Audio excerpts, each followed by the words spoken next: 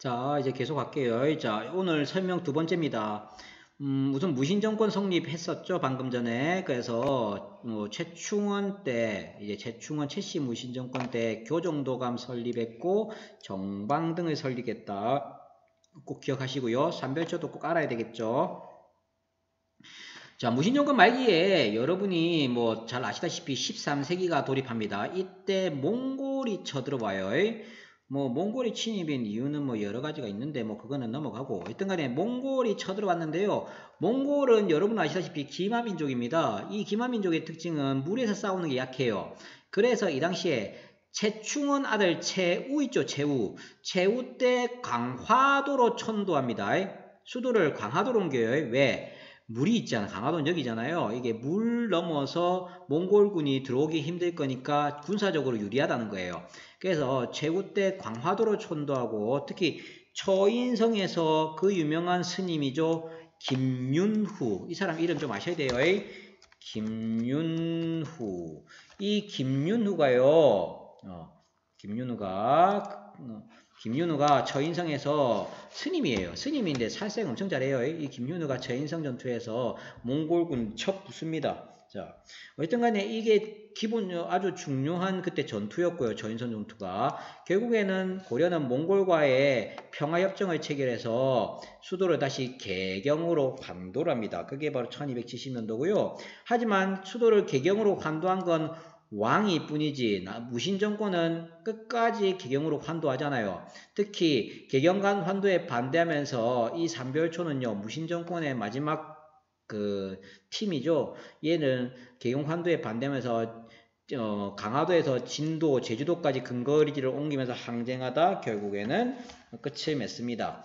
이렇게 몽골과의 전쟁 이후에 몽골은 원나라를 세우고 내정 간섭을 시작해요. 자, 고려 내정 간섭을 시작하는데 그 내용은 첫 번째, 고려를 간섭하기 시작하면서 고려의 지위를 격화시킵니다. 원나라 자기들이 황제 국가인데 너가 고려는 황제 국가가 될 수 없다 해서 왕실 용어와 관리 제도를 격화시키고요. 한 단계 낮게 한다는 얘기예요. 그 다음에 영토를 상실한다. 우리 그 당시에 고려가 쌍성 총관부를 원나라가 고려 땅에 설치하면서 영토를 빼앗깁니다. 쌍성 총관부는 이 지역이에요. 꼭 아셔야 돼요. 쌍성 총관부를 그 당시 원나라가 설치하면서 영토 상실하고요. 그 다음에 일본의 원정에 동원하기 위해서 정동행성을 실시한다. 정동행성을 설치한다 이겁니다. 정동행성을 설치하지만 사실 정동행성은 원나라가 설치했는데요. 일본 원정 동원 목적이긴 하지만 실제 정동행성 이문소라는 아류기구는 고려의 간섭기구가 되어버렸어요. 하여튼 정동행성은 특히 또 정동행성과 그 아류기구인 정동행성 이문소는 원의 내정간섭의 그 근거였고요. 이런 역량으로 권문세족 친원파는 성장하고 고려의 자주성은 손상되어 갔습니다. 이에 나타난 대표적인 슈퍼스타 왕이 있죠. 공민왕입니다. 자, 얘가 나타난 배경은 원나라가 조금씩 쇠퇴하고 있었어요. 이에 개혁 추진합니다. 왕권 우선 강하자. 권문세족을 혁파하고 왕권을 강화하고 원나라를 배척하고 자주적인 나라를 만들자는 거죠. 왕권 강화를 위해 전민변정도가 설치한다. 이거 기억나죠?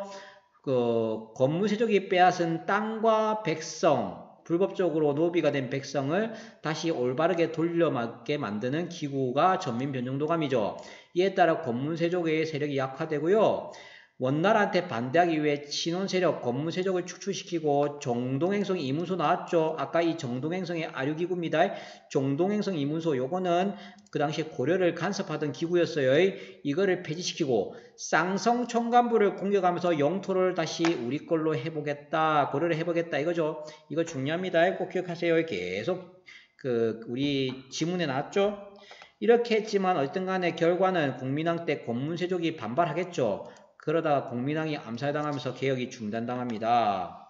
여기 공민왕의 개혁 정치 있어요. 요거 한번 읽어보세요. 쌍성 나왔죠. 아이고 전민, 변정도감 이런 내용이 있죠. 신돈 사람 이름이죠. 이런 것들이 핵심 단어입니다. 이 공민왕 때요. 이렇게 개혁 정책이 실패했지만은 얻은 것 딱 하나 있어요. 이게 뭐냐면 공민왕 때 새로운 세력을 키웁니다. 그게 바로 신진사대부입니다. 자, 권무세족을 이렇게 막기 위해서, 권무세족의 성장을 막기 위해서 신진사대부를 새롭게 성장시킵니다. 공민왕 개혁 정치 시기에 성장했는데요. 권무세족과 정반대라 생각하면 돼요. 권무세족과 다르게 얘들은 주로 과거를 통해서 지방에서 중앙으로 진출합니다. 권무세족은 불교를 중시했거든요. 근데 얘들은 성리학을 수용했고요. 불교의 폐단, 그 당시에 권무세족과 결탁한 불교 세력들이 엄청나게 부패했거든요. 그러한 불교의 폐단을 극복하려고 그러고 권무세족 비리를 비판하는 게 이 신진사대부입니다. 그래서 이 신진사대부는 이성계 같은 신흥무인 세력과 연합해서 결국엔 나중에는 조선을 세우죠. 자, 이제 약간 어려운 거 들어갑니다. 고려의 신분제도 들어갑니다. 고려의 신분제는 기본적으로 양천제입니다. 양천제. 양천제는 뭔가 양인과 천인으로 엄격히 구분한다는 얘기예요. 여기 양인 있죠? 천인 있죠? 이게 바로 양천제입니다. 그런데 천인은 이게 노비죠, 노비. 이 노비를 제외하고 나머지 전부 다 양인이죠. 우선 이 양인 안의 지배층은 크게 두 가지로 나뉩니다. 문무관리, 문무관리가 있고요. 서리, 향리, 하급, 장교 등이 있습니다. 이게 1등급 계급, 2등급 계급이에요. 얘들이 문무관리고 얘들이 향리, 서리 같은 조금 낮은 관리, 그죠? 낮은 관리, 하급, 장교 같은 낮은 관리가 있습니다. 자, 얘들과 얘들이 지배층이에요. 그리고 이 백정이 있죠, 백정. 백정이 있습니다. 이 백정과 수공업자, 상인, 향부옥소 같은 일반 주민들, 이래들이 피지배층인 양인이에요. 그죠? 다만 차이점, 얘들 있죠. 문무관리와 서리, 향리, 하급장교 얘들은 공무원으로 취직해 있죠. 나라에 공무원으로 취직했기 때문에 자, 이게 공무원으로 취직해 있으니까 나라한테 월급을 받겠죠. 얘들을 뭐라 하냐면 정호라고 합니다. 정호. 그리고 얘들 백정, 얘들은 공무원이 아니고 그냥 일반 농민이거나 아니면 수공업자들이에요. 그죠? 얘들은 나라에 취직한 게 아닙니다. 공무원이 아닙니다. 그죠? 그래서 나라에 월급을 받지 않아요. 얘들은 대체로 백정이라 부르죠. 자, 이거 보세요. 양인은 직역의 여부에 따라서 크게 정호와 백정으로 구분한다. 정호는 직역 수행의 대가로 국가로부터 토지를 받는다. 월급 받는 거죠.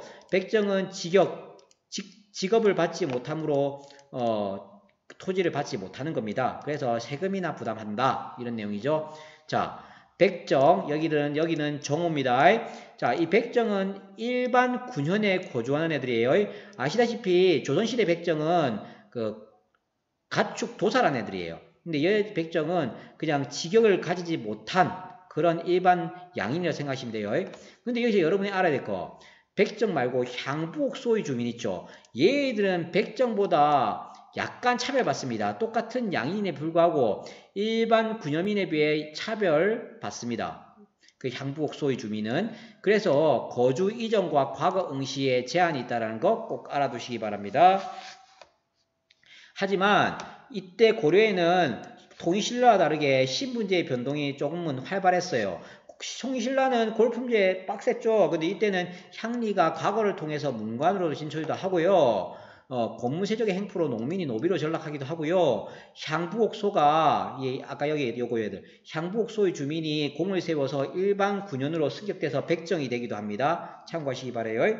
네, 농민, 천민 봉기도 만일납니다. 대표적인 봉기가 공주명학소의 봉기, 전주 관노의 봉기, 김삼이 효심의 동민 봉기, 김삼이 효심의 봉기, 만적의 봉기가 있습니다.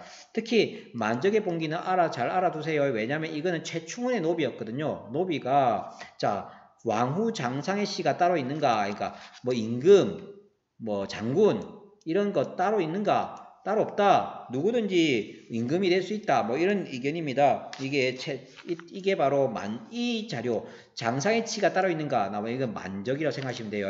이때 농민 천민 봉기에서 이 자료가 꽤나 잘 나옵니다. 만적 장상의 씨가 따로 있는가? 무조건 이걸로 나옵니다. 꼭 알아놓으시기 바랍니다.